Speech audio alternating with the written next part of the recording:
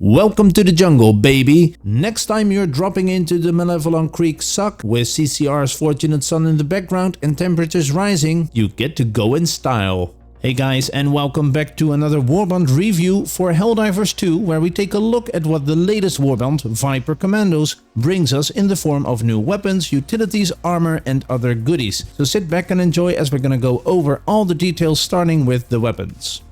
The AR-23A is the carbine version of the regular AR-23 assault rifle. For a one-on-one comparison, it deals the same amount of damage with one magazine, but this carbine simply does so faster because of its higher rate of fire. As the armory description says, it's been designed for close quarters combat, which makes sense given the jungle theme of this warbond. Aside from the fire rate, the recoil is also significantly higher than the regular AR-23. Now the handling kinda reminds me of the MP98 Night submachine gun, which I rarely use, but it happens to be the only primary weapon in the game that has a higher rate of fire than this one. The AR-23A has a standard flashlight and 3 fire modes, single, burst and auto. Now personally, I tend to use rifles on full auto in general and just control my fire, firing in short bursts, but this immediately shows why this weapon is best picked on maps with limited line of sight, where enemies will get close to you before you can even see or let alone engage them. Now unfortunately, I didn't get to test it on a jungle map similar to Malevolent Creek, but even on open maps, this weapon can still hold its own against other assault rifles, but it wasn't until I came across some stalkers that I noticed this weapon CQB perk. Now I don't know about you, but I have a healthy amount of dislike for stalkers. Usually when I encounter them, they're up close already and I can maybe get a few shots off before being ragdolled across the map, but during my testing I actually managed to kill most of them with the carbine before they managed to put their sticky tongue tentacles on me. In terms of general performance, this weapon feels pretty similar to other assault rifles. It has low armor pen, can deal with all light enemies easily, medium ones kinda depend on which ones, Pures and Devastators are like ammo sponges, or circumstantially they require just too much time and ammo to deal with, and you only have 7 magazines, so you can run out of ammo pretty quickly. So is this a weapon for you? Now when you're new to Helldivers 2, playing difficulties 1, 2 or 3, then this weapon can be one to consider unlocking because it will offer some more close range security. What do we mean by that? Well, you might have some trouble dealing with terminate swarms, so the higher rate of fire should allow you to clear an area around you faster so you can then run away or switch to maybe a secondary weapon.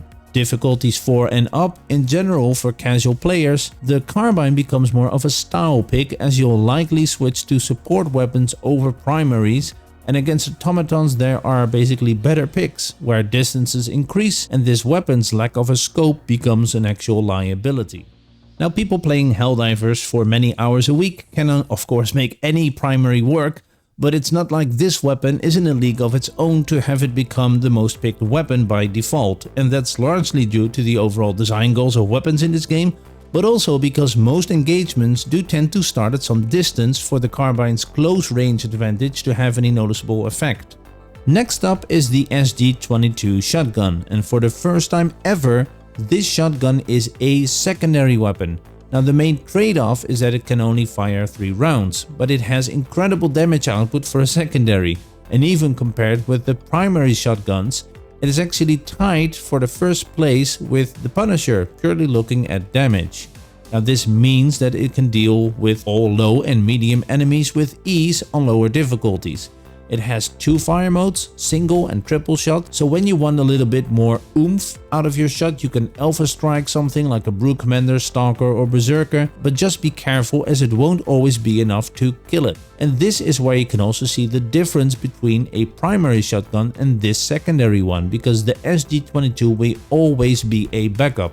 In those situations where you might run out of ammo with your support or primary weapon and just need some quick damage to finish something off. Sure, on lower difficulties you can afford to kite smaller groups and take care of them using only this weapon, but on higher difficulties that's not gonna happen. Now nonetheless, the range is great on this one and it's easy to pick off automaton troopers from quite a distance. Shots from close range actually cause quite some stagger, so that works good against berserkers, hive guards and the likes. I think the SG-22 is a very cool new addition as a secondary, pretty versatile, and is a good backup for something like an assault rifle, but its small capacity means it's a bad fit with something like an eruptor or crossbow, because you do tend to run out of ammo pretty quickly. You're simply not outputting enough damage. Alright, so with this Warbond, we've got a knife as a throwable instead of a grenade, which is nice for a change. Now before you're thinking, yes, melee combat is here. Well, a few quick facts though. The knife replaces your grenade and can only be thrown. You cannot slice and dice, so no actual melee. You can carry a limited amount, 8 by default and 10 with the engineering kit perk. Unfortunately, you can't pick them up after having thrown them, so no recycling. Now I'm not going to pretend I'm an expert at stealth in this game, far from it. I'm not patient enough to go from bush to bush, sneaking past patrols, crouching and all that stuff with just a throwing knife. But I did some basic testing and it turns out that they do a good amount of damage, but you need to be laser accurate when throwing. Plus you need to lead targets a bit, there's a drop off you have to account for over longer distances. And if you've ever watched my Helldivers 2 videos before, then you know my Helldiver didn't score that high during basic training. There's the possibility that this is just a skill issue on my end, but in all reality, with all the usual chaos going on, even at level 5 missions, I never feel the need to try and take down one target that's nearby, moving with a knife. Whilst my primary, support or even secondary would be able to do so faster, and those would allow me to take on the other stuff coming at me. I've seen some videos on YouTube of people taking out Devastators with one knife or Scout Striders, crawling their way through a base going full John Helldiver, and it's impressive that they can do that, but I'm gonna say that playstyle is really for the small group of stealth enthusiasts. For me, taking the knife over grenades feels like a handicap when I want to take out spawners, aka bug holes and fabricators, or dealing with larger groups of smaller grunts. Because then I have to take the grenade pistol or the crossbow, eruptor, something that can also fulfill that role without having to tailor my support choice to it, but now I have to tailor my primary weapons choice to it, so I don't like having that restriction. I think this knife is a lot of fun to use, but on lower difficulties, if you're really making it your personal mission to play like a jungle commando. But that its application becomes more narrow going higher up in difficulty. Now in the end, I think it might be better to use against automatons than terminates, because against swarms it's useless, and even then it'll be situational. Again, I might be completely wrong here because I'm not a stealth playstyle kind of guy, so if you've already had the chance to use it, let me know what your experience is. For the armor sets, there's also a new approach in this Warbond, just 2 armors instead of 3, but completely in jungle style and with a new attribute, Peak Physique, giving you 50% more melee damage and improved weapons handling with less drag on weapon movement. So the first part, the extra melee damage, is very welcome because even smaller enemies needed multiple hits, let alone try and kill something larger. Now this perk might even be a stepping stone to future melee weapons. Specifically swords have been a part of the rumor mill for quite some time now, but right now we don't know if this is also somehow affecting the damage done by the throwing knife. But if you know the answer to that question, be sure to let me know in a comment so I can pin it in the comment section, and that way we can spread that managed information faster. With regards to the second part of this attribute, having less drag with certain weapons really helps because some handle like freight trains when turning and moving about. For instance, take the Jar 5 Dominator or maybe some of the other highly scoped weapons, Eruptor for instance. For me it's always a challenge, especially as they come closer to track hunters and stalkers when they're bobbing and weaving about. This type of attribute should really help in those type of scenarios. The armor sets themselves, cosmetically speaking, I have to say they look very different from what we've seen so far. I kinda like it, but the bare arms and neck, they take some getting used to.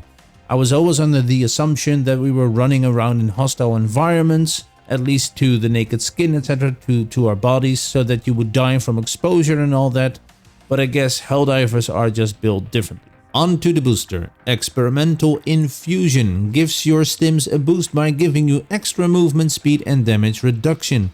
Now I think this is a really good booster, because it becomes even better when you're rocking one of the medic armor sets, increasing stim duration and capacity, But even without it, we all got a stim at some point, and this can really help you to either buy yourself some time, especially in situations where you're getting swarmed, or the movement boost will allow you to break free, some extra kiting, etc., or just, run away.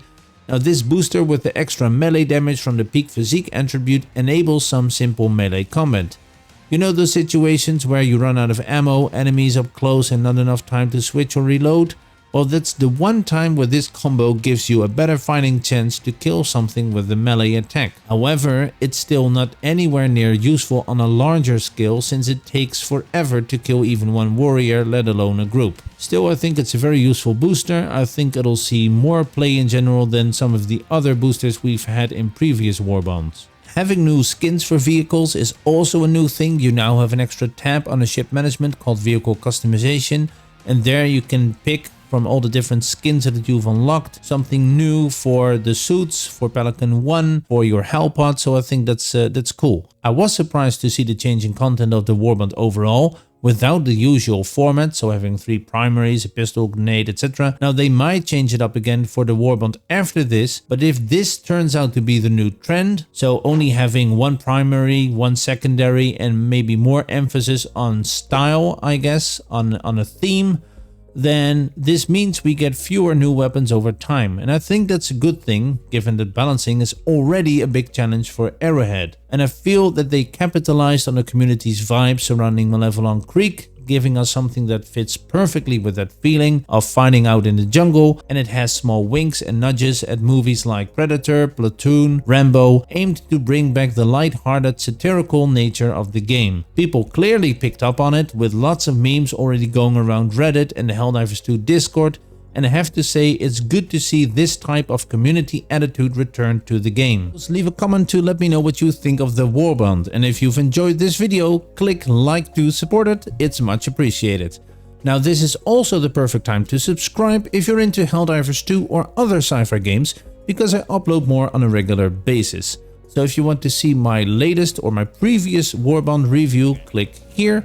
Or if you want to take a sneak peek at the upcoming open world Star Wars game, Star Wars Outlaws, click here. Thanks for watching, guys. Bye.